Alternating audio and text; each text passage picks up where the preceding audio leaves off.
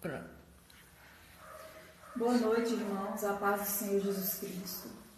Hoje nós estamos aqui mais uma vez para refletirmos um pouco sobre a palavra perdão, né? Então nós vamos aprender juntos o que significa essa palavra, que a palavra de Deus nos alerta tanto quanto ela, né? Então vamos orar para começarmos a série.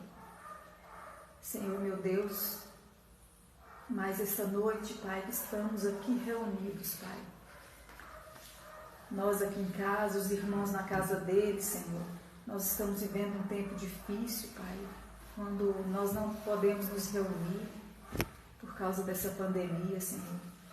Mas nós não deixaremos de passar a Tua palavra, de transmitir, Senhor, os Teus cuidados para com os nossos irmãos, Senhor, para que nós possamos estar revestidos do Teu poder, Pai, e para que nós possamos ser lavados pelo Teu sangue dia a dia, Pai. Nós não podemos deixar de nos alimentar da Tua palavra, Senhor, porque ela é a vida. O Senhor Jesus nos diz que a palavra dele é a vida, é alimento, Senhor. E por isso nós estamos aqui esta noite, Pai. Que o Senhor possa abençoar cada um e que o Senhor possa falar o coração de cada um nesta noite, através da Tua palavra, em nome de Jesus. Amém. Bom, hoje a gente vai refletir sobre esse tema que é tão importante, que é o perdão. O Senhor Jesus nos alerta todo o tempo na palavra dele que nós devemos perdoar uns aos outros, né? E a primeira passagem que a gente vai ler está lá em Efésios 4:32. A palavra de Deus, ela nos diz que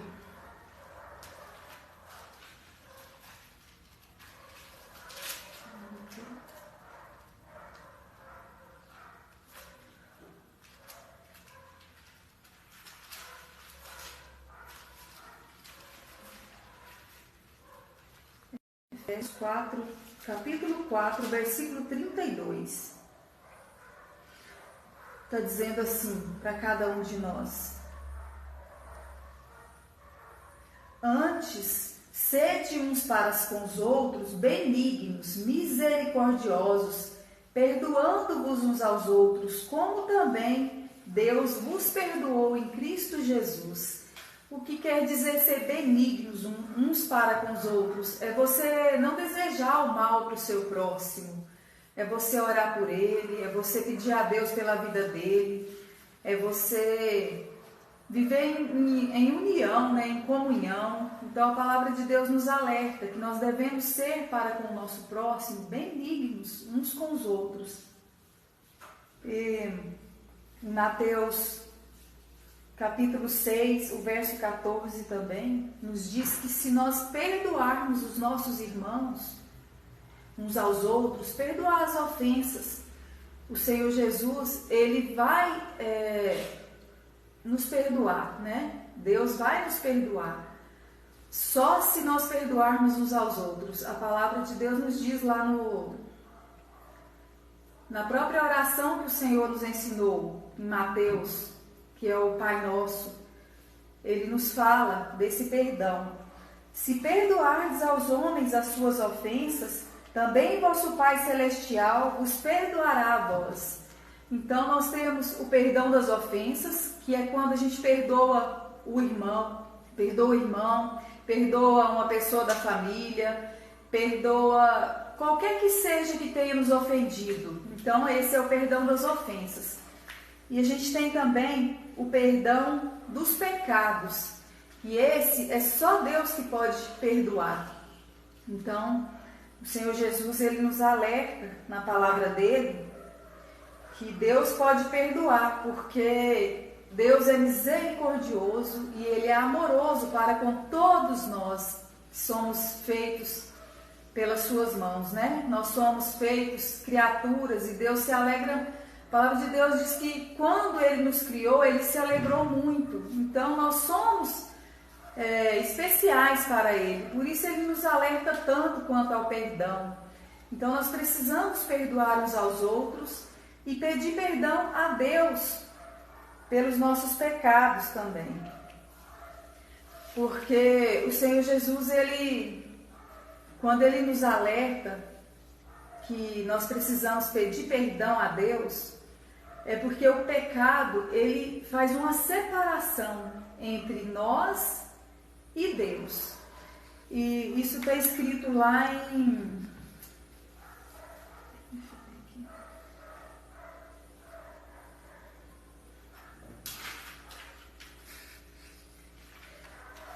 Isaías 59, no versículo 2, tem duas passagens que nós vamos ler, onde fala disso. Mas as vossas iniquidades, esse é Isaías 59, 2. As vossas iniquidades fazem divisão entre vós e o vosso Deus, e os vossos pecados encobrem o seu rosto de vós. Então, quando estamos em pecados, nós ficamos escondidos de Deus. A gente não consegue se aproximar dele, nem ele da gente, porque é uma divisão, há uma separação. Porque só quem consegue chegar perto de Deus é aquele que é santo, é aquele que se santifica cada dia. E lá em Romanos 3, capítulo 3, versículo 23. Romanos 3, versículo 23.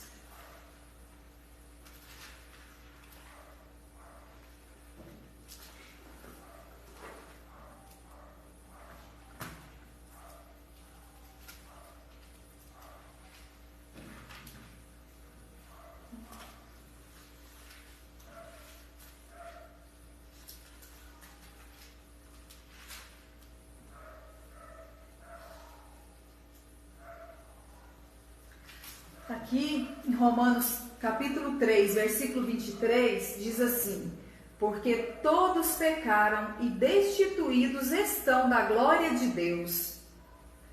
Então, todos nós temos pecado. Essa é a necessidade da gente reconhecer o nosso erro e nos voltarmos para Deus. Reconhecer os nossos erros com os irmãos, com as pessoas da família, né? Porque só assim nós poderemos nos aproximar de Deus, só através do perdão do Senhor.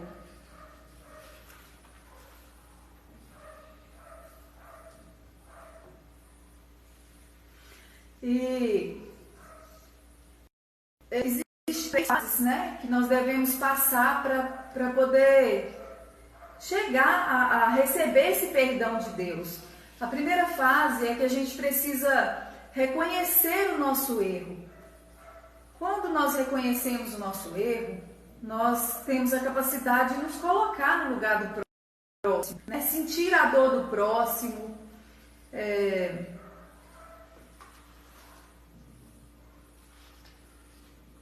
E a segunda é o arrependimento. Porque quando nós vigiamos, nós nos colocamos no lugar do próximo, nós reconhecemos o nosso erro, a gente se arrepende. E quando a gente se arrepende, a gente tem essa capacidade de pedir perdão às pessoas, né? E mudar o nosso caminho. Então, é preciso que a gente perdoe o próximo para que a gente possa ser perdoado pelo Senhor, né? Pelo nosso Pai. E a gente tem que tomar um cuidado também. Quando nós perdoamos, nós pedimos perdão a Deus e a gente fica remoendo aquele pecado, é como se a gente duvidasse da eficácia do perdão de Deus. A palavra de Deus, ela nos diz que quando nós pedimos perdão a Deus de coração, nós sentimos aquele desejo no nosso coração de pedir perdão, nós reconhecemos o nosso erro, o Senhor nos diz que Ele lança os nossos pecados nas profundezas do mar. Então, né, nós precisamos nos atentar a isso. Não ficar remoendo o pecado. O Senhor nos perdoa e Ele esquece. Se Ele esquece, então como nós vamos ficar remoendo aquilo a vida toda? Isso nos faz mal e não tem necessidade, né? Outro ponto aqui é em Miqueias capítulo 7, versículo 19, está dizendo assim: tornará a apiedar-se de nós, subjugará as nossas iniquidades e lançará todos os nossos pecados nas profundezas do mar. Então, o Senhor Jesus nos diz, né, que não precisamos ficar mais preocupados, que Ele perdoou e pronto. Perdoou, está perdoado. Outro passo que a gente precisa para receber o perdão de Deus está escrito em 1 João capítulo 1, versículo 9. Se confessarmos os nossos pecados, Ele é fiel e justo para nos perdoar os pecados e nos purificar de toda injustiça. Então é necessário que, além de perdoarmos o nosso irmão, nós precisamos confessar a Deus os nossos pecados. Só assim Ele nos perdoará. A palavra de Deus diz que Ele é fiel e justo para nos purificar de todo pecado. E a palavra de Deus, ela nos diz que somente um pecado, não há perdão para esse pecado. E é o pecado da blasfêmia contra o Espírito Santo. Porque quando Jesus Cristo subiu aos céus, depois de ter feito tantos milagres na terra, depois de ter perdoado as pessoas, depois de ter nos deixado muitos exemplos, Ele subiu ao céu e Ele falou assim: eu vou para o céu, mas eu deixarei com vocês um consolador, que é o Espírito Santo de Deus. Ele vai mostrar a vocês, é Ele que vai convencer vocês do pecado, da justiça e do juízo. E isso está escrito lá em...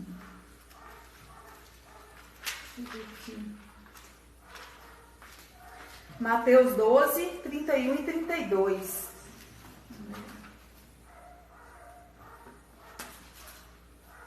Mateus capítulo 12, versículos 31 e 32. Portanto, eu vos digo, todo pecado e blasfêmia se perdoará aos homens, mas a blasfêmia contra o Espírito não será perdoada aos homens. E se qualquer disser alguma palavra contra o Filho do Homem, ser-lhe-á perdoado. Mas se alguém falar contra o Espírito Santo, não será perdoado, nem neste século e nem no século futuro. Então, esse é um cuidado que nós temos que ter muito grande, né? E não blasfemar contra o Espírito Santo de Deus, porque esse pecado, né, o Senhor Jesus, ele deixa bem claro aqui que não há perdão para esse pecado. Por que não há perdão? Porque quando Jesus subiu aos céus, ele deixou o Espírito Santo de Deus. E o Espírito Santo de Deus, ele age na consciência de cada um. Então, quando nós vamos fazer alguma coisa que é pecado, que é errado, né, nós vamos ter a consciência disso. O Espírito Santo de Deus, ele habita em nós, ele nos avisa. Então, nós temos um exemplo aqui de uma blasfêmia, está escrito em Mateus 12, 24. Uma blasfêmia contra o Espírito Santo. 12, 24. É a história que quando Jesus, eles trouxeram até Jesus um homem que estava endemoniado, e esse homem era endemoniado, era surdo e também ele não falava. E aí Jesus curou aquele homem. E quando os fariseus viram aquilo, os fariseus disseram, está lá no Mateus 12, no 24, mas os fariseus, ouvindo isso, diziam, este não expulsa os demônios, senão por Belzebu, príncipe dos demônios. Então, quem habitava em Jesus ali era o Espírito Santo, porque Deus, Jesus e Espírito Santo são uma pessoa só. Então, o Espírito Santo de Deus movia o coração de Jesus naquele momento. E era através do Espírito Santo de Deus que ele estava curando. Ele curou várias pessoas e os fariseus eles sabiam disso, porque eles viam milagres que Jesus fazia todos os dias, enquanto Jesus estava aqui na terra.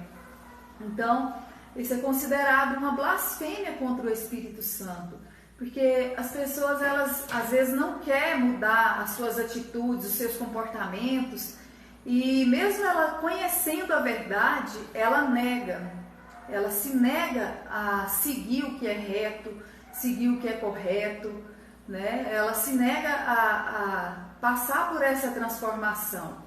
Então foi isso que aconteceu nessa passagem que a palavra de Deus nos mostra. E tem outra palavra também que está lá em Timóteo, 1 Timóteo 1. 1 Timóteo 1, nos versos 19 e 20.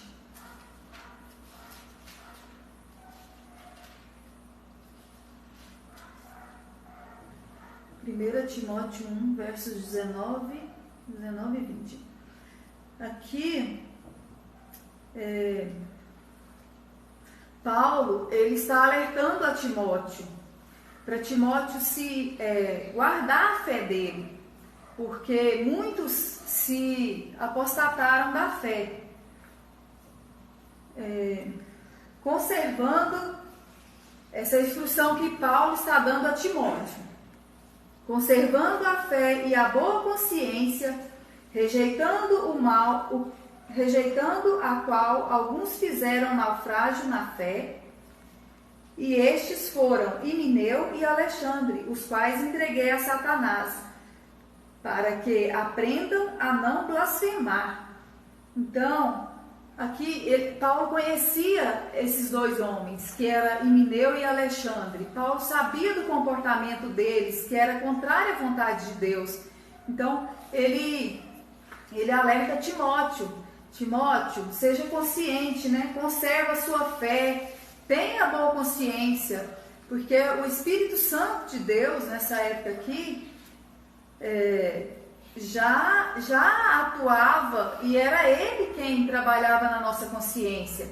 E através de quê? Através da fé. A fé em Jesus Cristo, que era o que já tinha subido para os céus e tinha deixado o Espírito para nos guiar.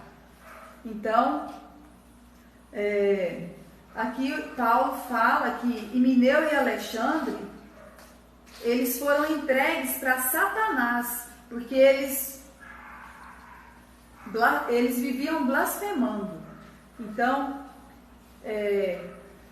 e aí esses dois versículos que eu li no começo, está dizendo que quando nós pecamos, há uma separação entre nós e o nosso Deus. Então, isso é muito sério. Nós precisamos, dia a dia, nos examinar e saber, né, se estamos agradando a Deus, se estamos fazendo a vontade do Senhor, porque Ele nos vê em todos os lugares, Ele nos vê dia e noite, né? E nós devemos ser fiel a Ele, assim como Ele é fiel a nós. Ele entregou seu próprio Filho para que morresse naquela cruz por cada um de nós, para que nós pudéssemos ter a remissão dos pecados e a salvação. Né? Aqui em Provérbios 16:6 nos fala que pela misericórdia e pela verdade se purifica a iniquidade, e pelo temor do Senhor os homens se desviam do mal. Então, pela misericórdia e pela verdade se purifica a iniquidade, e pelo temor do Senhor os homens se desviam do mal. Então nós precisamos temer ao Senhor, respeitar a vontade dele na nossa vida, porque a partir do momento que nós fazemos isso na nossa vida, a gente é capaz de perdoar o irmão, perdoar a nós mesmos, e reconhecer que precisamos do perdão de Deus, porque quando pedimos o perdão do Senhor, nós ficamos, com a consciência em paz, nós ficamos livres do mal, nós conseguimos manter nossa amizade, o nosso casamento, o relacionamento com os nossos filhos, Então, o perdão, ele é muito importante na nossa vida.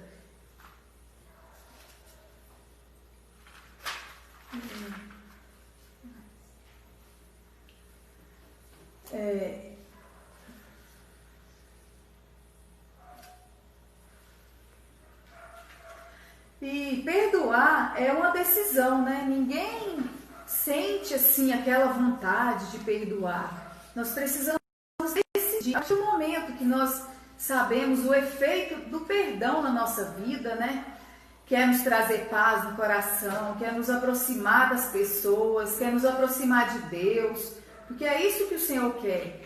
Então, à medida que nós reconhecemos essa importância que o perdão tem e os efeitos que ele tem na nossa vida, nós somos capazes, de perdoar cada dia mais.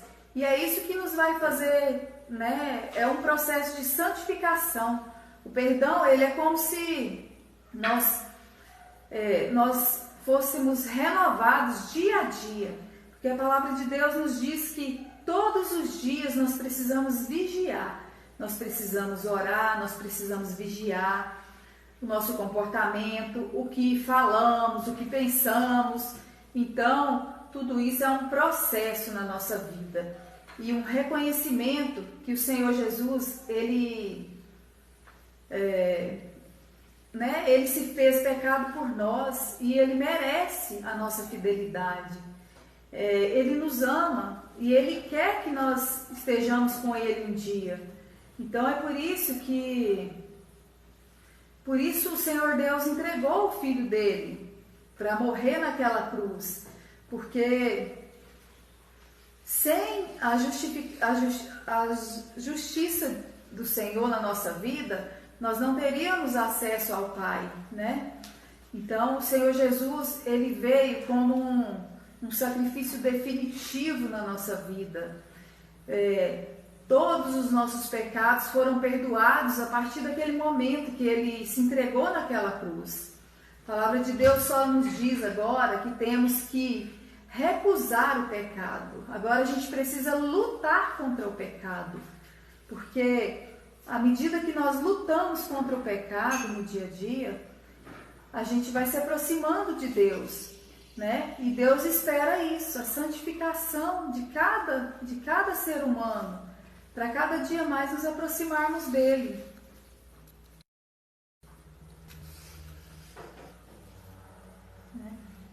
A palavra de Deus sobre essa santificação é em Romanos 22. Vou ler aqui. Romanos 6, 22 e 23 nos fala sobre a libertação dos pecados. Mas agora, libertados do pecado e feitos servos de Deus, então, porque falou aqui, libertados do pecado, porque quando Jesus sofreu naquela cruz, foi por cada um de nós, foi para retirar, foi para nos retirar aquela culpa, Então, nós somos libertos do pecado. Se confessarmos a Ele nosso pecado, nós já somos libertos. Resta a nós chegarmos até Ele. Mas agora, libertados do pecado e feitos servos de Deus, tendes o vosso fruto para a santificação e, por fim, a vida eterna. Então, nossos pecados já foram libertos. Aí aqui ele está dizendo para a gente ter os nossos frutos cada dia para nos santificar cada dia mais. Porque nós vamos ter a vida eterna se permanecermos nesse caminho de santificação.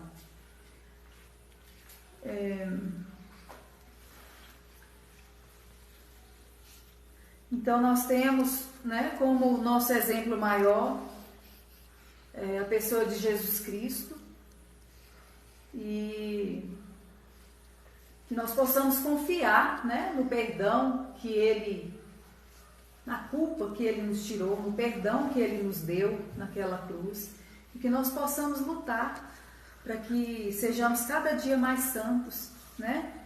Que nós sejamos conhecedores e praticantes da palavra dele, porque essas atitudes, elas nos farão enxergar a verdade, né? Cada dia da nossa vida. Então é isso, gente. Eu espero, né, que tenha esclarecido alguma coisa para vocês, né? E eu desejo a vocês a presença de Deus, né? A sabedoria do Senhor, assim como a nós também.